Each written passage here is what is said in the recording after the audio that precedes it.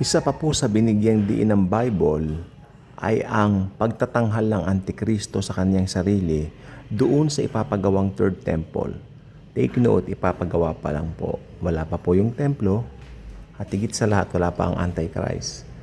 Nandito po ang mga vlogs and videos like this so that pag dumating na po yung time na may mga naiwan, pwede silang dumalaw dito sa channel na ito at kanila po itong pakinggan para at least alam nila ang kanilang gagawin. That time is running out.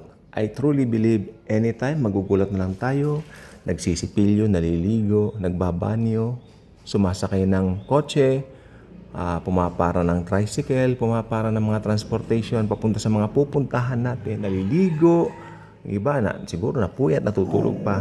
Lahat po ng yan, biglaan darating ang rapture sa paraang ganyan ang ginagawa ng mga tao. Siyempre naman, paraang busy, sila po ay may mga ginagawa na ikinabibisi po nila, no? Sa paraang kung kailan din nila inaasahan, doon darating ang rapture. Dadagitin na ni Jesus ang church para po maroon na tayo sa Kanya magpakailan-kailan pa man. Okay? At doon nga po, lilitawang suwail. The Bible calls him suwail.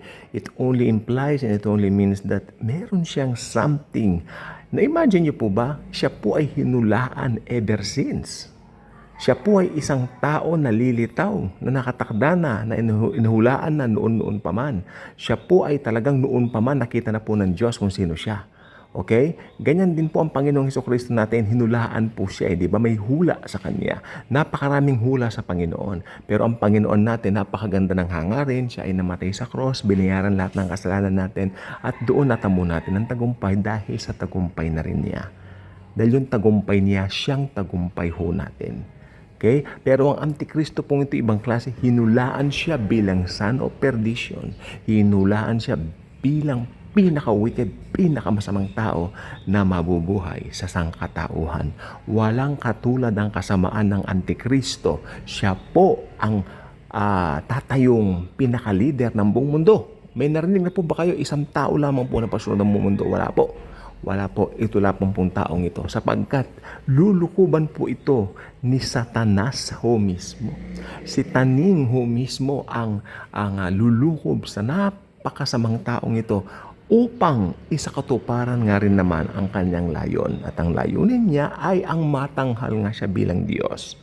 Gagamitin niya ang kanyang puppet, ang Antichrist, kasama na rin siyempre ang bulaang prophet, ang false prophet, para matupad niya ang kanyang pinakamimithi. Kaya nagkaroon po ng rebellion sa kalangitan dahil siya po ay gustong maging Diyos. Siya po ay naiinggit sa Diyos. Samantalang hindi niya namalayan, hindi niya naalala na siya lamang po ay nilalang. Hindi siya ang lumalang.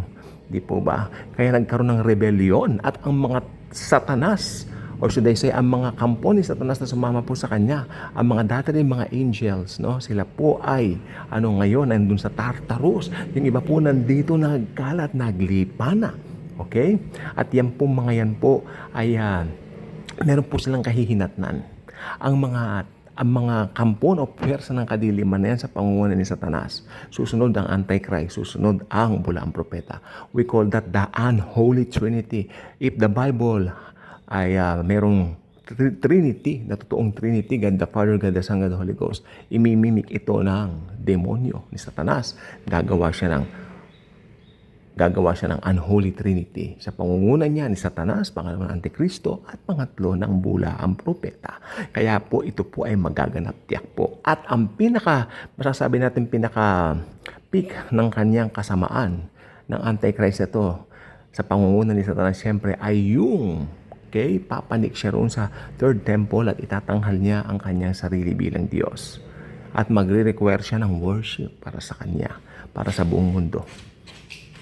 Ang palatandaan, isang tatak, na kung tawagin ay tatak ng halimaw. 666. Ang hindi magpapatatak, ipatutugis. Ang teknolohiya po sa ngayon ay pwede na pong iturok ang microchips at kahit saan ka pumunta, you will be detected. Hindi ka makapagtatago pag meron kang gayon. Okay? At sa panahon po ng Antikristo, kahit hindi nagpaturok sa kanya ng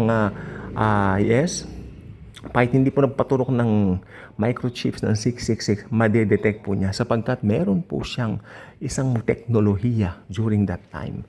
Napaka-advanced na po ng technology during that time. Okay? At itatanghal niya. Yan po ang tinatawag ng Bible na kalapastangan ng walang pangalawa. Okay? Yan po yung desolation na tinatawag. Yan po yung walang katulad na kalapastanganan. Okay? Ng Antichrist. Ang itanghal niya ang kanyang sarili bilang Diyos. Full of pride. Full of pride. Full of pride. Full of greed. Okay? Pero siyempre, yan po ay sa future pa mangyayari. Ano naman po ngayon sa panahon natin ngayon? Well, nandiyan na po ang spirit of the Antichrist. Laganap na po doon sa mga taong gustong maging tanyag, gustong sumikat, tapakan ng ibang tao, sila lang ang matanyag. Ayan po, may nagtataglay na po ng mga espiritu ng Antikristo sa ating pong kapanahunan. Sinabi ko po ba yan? No. Sabi po yan ng Bible sa Persian. Basahin niyo po. Nandiyan na mga Antikristo. Nandiyan na ang mga espiritu ng Antikristo. Nagkalat na po, especially sa entertainment world. Makikita po ninyo ang mga taong yun. Lahat gusto sumikat, kanya-kanyang gimmick. Nandito na po ang social media. Nandiyan ang Facebook Live. Nandiyan ang mga Reels. Ang dali po ngayong maghanap ng paraan para makakuha ng atensyon ng ibang mga tao sa kanilang mga sarili. Kaya ganyan po, ayan po ay pakana ng dyablo at ito po ay kanyang pagpapakilala sa kanyang gagawing paglabas o pagbibigay sa buong mundo ng Antikristo at ng bulaang propeta pagdating ng panahon. Yan po, ganyan po katuso ang demonyo na si Satanas mismo. Okay? Kaya nga po, ang buong mundo, gawa ng Panginoong Jesus, Jesus is King over all. Jesus is Lord over all. Pero ba't binabanggit po ng Bible na si Satanas Panginoon ng kalupaan o Panginoon ng sanlibutan? Sapagkat yung sistema po ang binabanggit doon. Pero syempre, overall, si Lord po, si Jesus po ang Lord sa lahat. Okay? So, ayun pong gusto ko pong i-vlog po sa inyo ngayon, no? Yang kalapastanganan na gagawin ng Antikristo niya, paluluhurin niya doon sa kanyang pinagawang rebulto ang lahat ng mga tao na kung saan yung mga ayaw pong magpatatak, papatugis nito at ipapapatay po niya. Naalala niyo po ba si Nebuchadnezzar doon sa Old Testament nang ayaw lumuhod ni Shadrach, Meshach, Abednego? Gayon po ang kanyang ipinagawa. Pero syempre sa tulong ng Panginoong Jesus, sinamahan niya mga ito ron sa pugon at hindi po natuloy ang balak na masama ng mga Babylonian yon sa kanya.